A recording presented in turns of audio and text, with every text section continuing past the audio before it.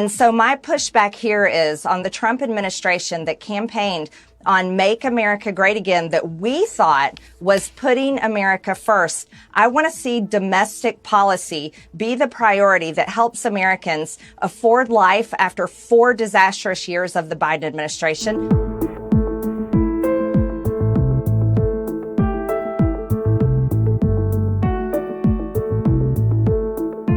I want to see domestic policies that prioritizes jobs and affordable housing for Americans after 4 disastrous years of the Biden administration. And I want to see domestic priorities that put Americans first in regards of health care. Health insurance costs too much, car insurance, home insurance. And these are issues that matter to Americans. We don't consider Venezuela our neighborhood. Our neighborhood is right here in the 50 United States, not in the Southern Hemisphere.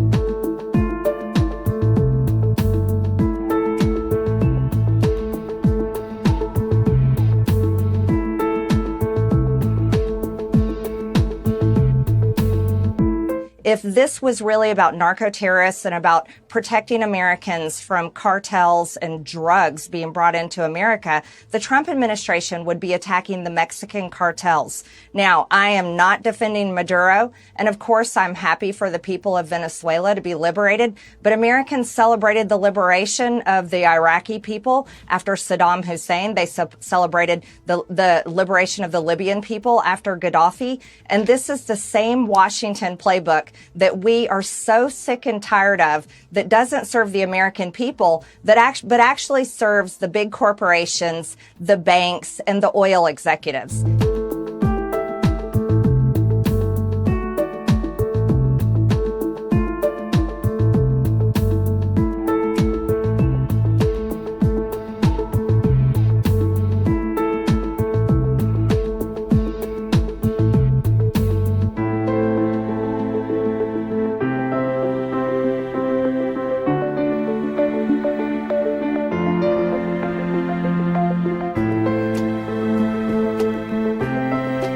Have you spoken with her? We're in charge. Have you spoken with her? No, I haven't, but other people have. Do you want to? Yeah, at the right time I will. Did the U.S. give Delcy Rodriguez any guarantees in exchange for cooperating with your administration? No, but she's cooperating. Are you going to demand free and fair elections in the short term in Venezuela? Well, it depends, what you're talking. We have to do one thing in Venezuela, bring it back.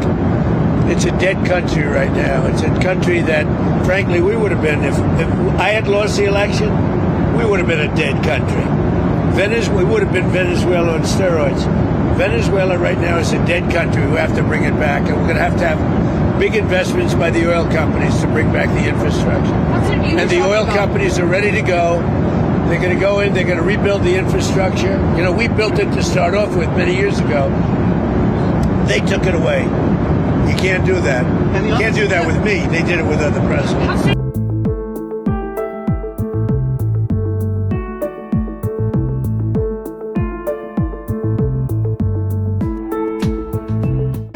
There's been protesters killed in Iran. You said we were locked and loaded, ready to go. What is the line there for when the U.S. is going to get involved in those protests? We'll take a look. We're watching it very closely. If they start killing people like they have in the past, I think they're going to get hit very hard by the United States. Can I say something? So when he first got elected in January, we met, biggest comeback ever. We talked about you think so, really? I didn't feel it was a comeback, actually. So, because the first one was... The bottom line is, we talked about a drug caliphate in our backyard. We had Venezuela, we have Cuba, we have Colombia in our backyard. And these 3 countries have been condemned ever since I've been in politics. Joe Biden put a $25 billion bounty on Maduro's head. Chris Smith, the day he got inaugurated, said, I hope Trump will hold Maduro's feet to the fire. You did. So what has he done? He's going to clear our backyard of a drug caliphate, countries run by narco-terrorist dictators who murder, rape, send drugs into our country to kill thousands of our citizens. to my Democratic friends, you should be celebrating this. When bin Laden went down, I was the first to applaud President Obama. This was one of the most sophisticated military operations in the history of the country. What they were able to do was amazing. They knew we were coming. We had a good part of the Navy, and they were able to capture this man alive. No military in the world could have done it. And as to this commander-in-chief, he did something people talked about doing. You just wait for Cuba. Cuba is a communist dictatorship that's killed priests and nuns. They've preyed on their own people. Their days are numbered. We're going to wake up one day, I hope in 26, in our backyard, we're going to have allies in these countries doing business with America, not narco-terrorist dictators killing Americans. This is a big frigging day. And everybody in the world is thinking differently than they were just a few days ago because of what you did. By the way, you mentioned something that's interesting. Lindsay mentioned bin Laden. Do you know I wrote about bin Laden 1 year before the attack on the World Trade Center? And I said, you got to go after bin Laden. It was in my book. And very few people want to say that, but it was in my book. You know that. I think you've actually talked about it. But if they would have listened to me, they would have taken out bin Laden, and you wouldn't have had the World Trade Center tragedy. Yeah, this is certainly going. Did you know that? I predicted bin Laden. I learned something every day. No, but did you hear that? Well, I didn't know. I just heard it right now. No, I wrote a book.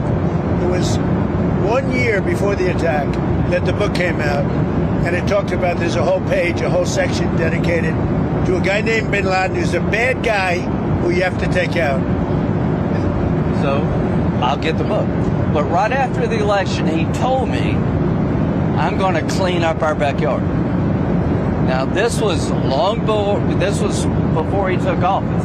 This is one of the president's priorities, is to make sure that people in our backyard, narco-terrorist states, will not continue to kill Americans without the number of people that will be alive today because Venezuela will be in different hands is going to be tens of thousands. This is something to be celebrated, whether you like him or not. Not just Venezuela. It's what's coming out of Venezuela in the form of ocean-going and Gulf-going and sea-going boats.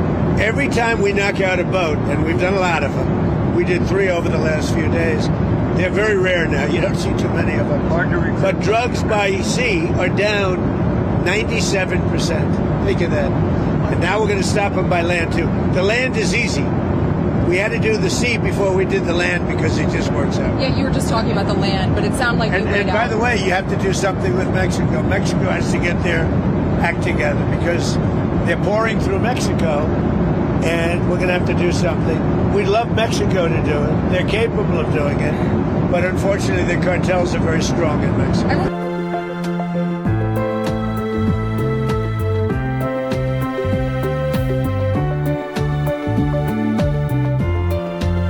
Joining us live is US Army War College Strategic Studies Institute Dr. Evan Ellis. Thank you so much for joining us. As we've just heard there, a lot of instability. Troops have been deployed as that preventative measure, and that's following the US strikes on military bases in Caracas. So how unstable do you think it is, and what are you looking out for?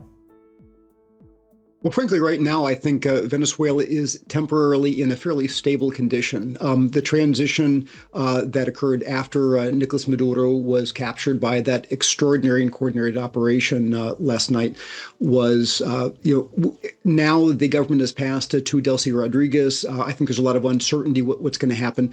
But to me, the real difficulty comes if you begin to have other transitions to leadership, if there's a transition, if there is a attempt of a coup to remove the Chavismo leadership entirely and move to another leadership. That could cause a significant outmigration. That could cause a resistance movement by radical Chavistas that begin the campaign of sabotage that's been promised against refineries.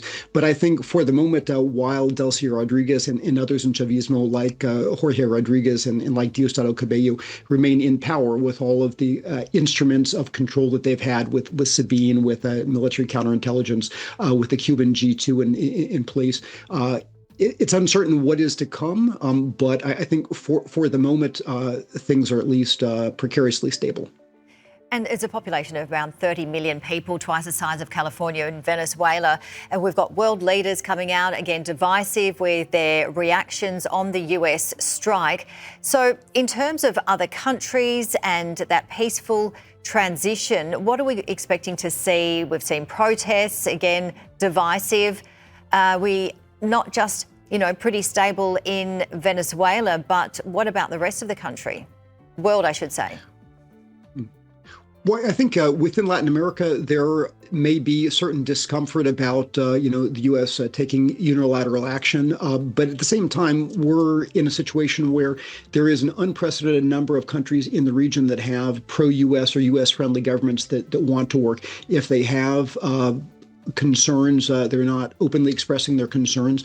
And if you look at people from Argentina's Javier Milei to Ecuador's Daniel Noboa to people like the incoming government in Chile of Jose Antonio Cast, I think you see strong commitment to work with the United States. In the Caribbean countries like, for example, the Trinidad and Tobago with Kamala Persad-Bissessere, who has been very pro-U.S. In both, her government and probably the Guyanese government, who was previously threatened by Maduro's regime, is probably entirely happy. Now, there will be others probably like Lula in Brazil, and perhaps to certain limits, Claudia Sheinbaum in Mexico, who will express concern. And then, of course, more broadly, you'll see China and Russia trying to capitalize on this for their own personal benefits, although in the end of the day, they did very little to actually, protect their friend Maduro.